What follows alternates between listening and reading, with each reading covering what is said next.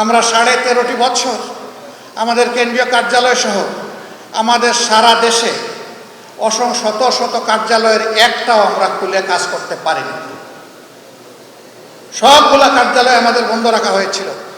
আপনারা জানেন, এক এক করে আমাদের 5 জন শীর্ষ দায়িত্বশীলকে তৎকালীন আমিরে জামাত সহ অত্যন্ত নির্মমভাবে পাশবিক কায়দায় মিথ্যা অভিযোগে তাদেরকে বিচারিক হত্যার মুখোমুখি করে ফাঁসিতে ঝুলানো হয়েছে। আরো 6 জনকে জেলের ভিতরেই মৃত্যুর দিকে ঠেলে দেওয়া হয়েছে। আর একজন মৃত্যু যন্ত্রণা কাঁধে নিয়ে, ঘাড়ে নিয়ে, বুকে নিয়ে তিনি এখনো বেঁচে আছেন। তিনি আমাদের ভাই এটিএম আজহারুল ইসলাম। বাংলাদেশের মুসলিমরা মুক্তি পেয়েছে 5ই আগস্ট, কিন্তু আমার ভাই আজহারুল ইসলাম এখনো মুক্তি পাননি। আমরা এই পাথর এখনো বুকে বহন করে চলছি। আইনের পেশ দিয়ে কেনই বিলম্ব আমরা বুঝতে পারছি না। আমরা চাই যাদের উপরে জুলুম হয়েছে তাদের একজন মানুষের জন্য আর জেলের ভিতরে না থাকে, এবং সেই সাথে অবিলম্বে আমাদের ভাইকে যেন সসম্মানে আমাদের বুকে ফিরিয়ে দেওয়া হয়। সম্মানিত ভাইরা, শুধু 11 জন দায়িত্বশীল নেতা নন, শত শত কর্মী নির্মমভাবে তাদেরকে হত্যা করা হয়েছে। অসংখ্য যুবককে থানায় ধরে নিয়ে থানার মেঝেতে শুয়ে পায়ে বন্দুক ঠেকিয়ে গুলি করে তাদের পা বিচ্ছিন্ন করে দেওয়া হয়েছে, হাত কেটে ফেলা হয়েছে, 2 চোখ তুলে নেওয়া হয়েছে, ঘর বাড়ি থেকে তাদেরকে তাড়িয়ে দেওয়া হয়েছে, গুম করা হয়েছে, চাকরি থেকে বিতাড়িত করা হয়েছে,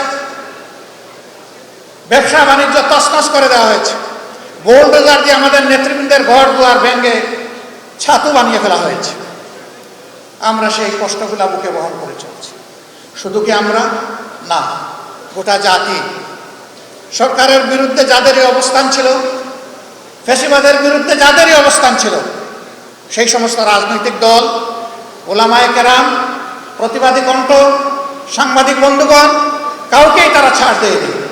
সকলের উপর তারা জুলুম করেছে, সবাইকে খুন করেছে, সবাইকে অপদস্থ করেছে, সবাইকে অপমান করেছে, লক্ষ লক্ষ মামলা দিয়ে কোটি মানুষকে বারবার জেলের ভিতরে নিক্ষেপ করেছে।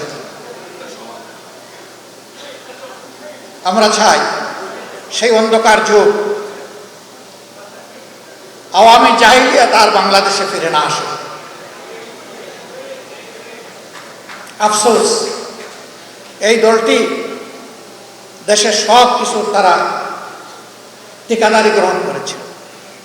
বাকি সবাইকে চোখ রাঙিয়ে কথায় কথায় বলতো অমুক দেশে তমুক দেশে চলে যাবে না, আমাদের হাতে কোনো ভিসাও তুলে দেয়নি, আর কোনো টিকিটও দেয়নি, কিন্তু প্রায়ই আমাদেরকে শাসাতো, সবাইকে, সারা জাতিকে।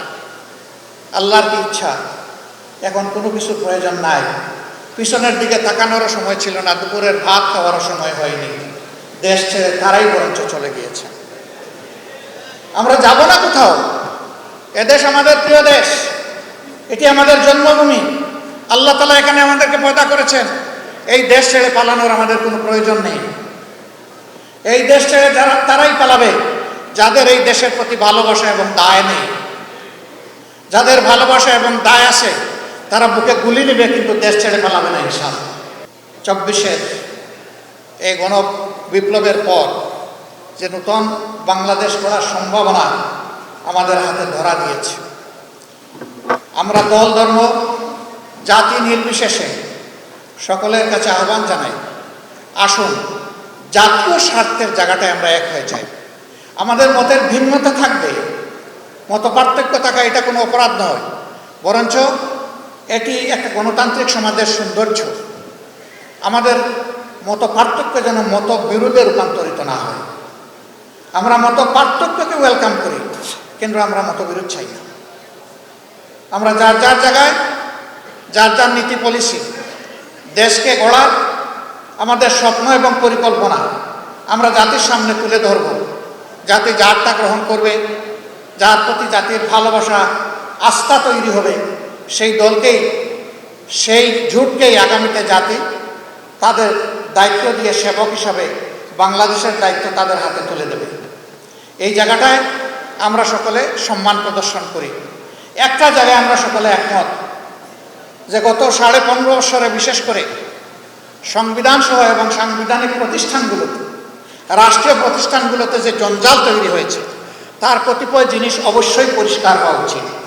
এই জন্য সকলে আমরা একমত, এখানে কারো কোনো দলমত নির্বিশেষে দ্বিমত নেই যে কোনো সংস্কারের প্রয়োজন নাই। আমরা সবাই বলছি সংস্কার প্রয়োজন।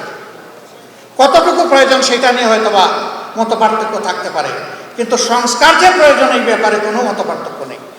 আমরা মূল থেকে একটি কথাই বলে এসেছি, আমরা বর্তমান সরকারকে যৌক্তিক সময় দিতে চাই এই সংস্কারের জন্য। যৌক্তিক সময় মানে অযৌক্তিক সময় কাটানো নয়, আবার যৌক্তিক সময় মানে চাপ দিয়ে হুড়াতাড়া করাও নয়। যৌক্তিক সময় হচ্ছে এ কাজের জন্য, মৌলিক সংস্কারগুলোর জন্য যেটুকু সময় প্রয়োজন আমরা সরকারকে সেইটুকু সময় দেওয়ার পক্ষে। ইতিমধ্যে সরকার প্রধান জাতীয় নির্বাচনের ব্যাপারে কিছু কথা তিনি জাতিকে বলেছেন। আশা করি অবিলম্বে তিনি বিষয়টা আরও স্পষ্ট করবেন, তাহলে জাতি এই ব্যাপারে আরও আশাবাদী হবে, আরও আস্থাশীল হবে এবং নিজেদের নির্বাচনী পরিকল্পনা সাজানোর সুযোগ প্রত্যেকটি দল পাবে। আমরা এটা আশা করি। প্রিয় দেশবাসী এবং সুধীমণ্ডলী, বাংলাদেশকে গড়ার একক দায়িত্ব কোনো দলের নয়। বাংলাদেশকে গড়ে তোলার দায়িত্ব 18 কোটি মানুষের। কিন্তু 18 কোটি মানুষ কীভাবে করবে? তাদের তো একটা পথ লাগবে, রাস্তা লাগবে। সেই রাস্তাই হচ্ছে বিভিন্ন পলিটিক্যাল স্টেক হোল্ডার্স বা দলগুলো। তাদের মাধ্যমেই জনগণ সংগঠিত হয় এবং তাদের আস্থা, তাদের ভাবনা জাতীয় জীবনে তারা তুলে দেয়।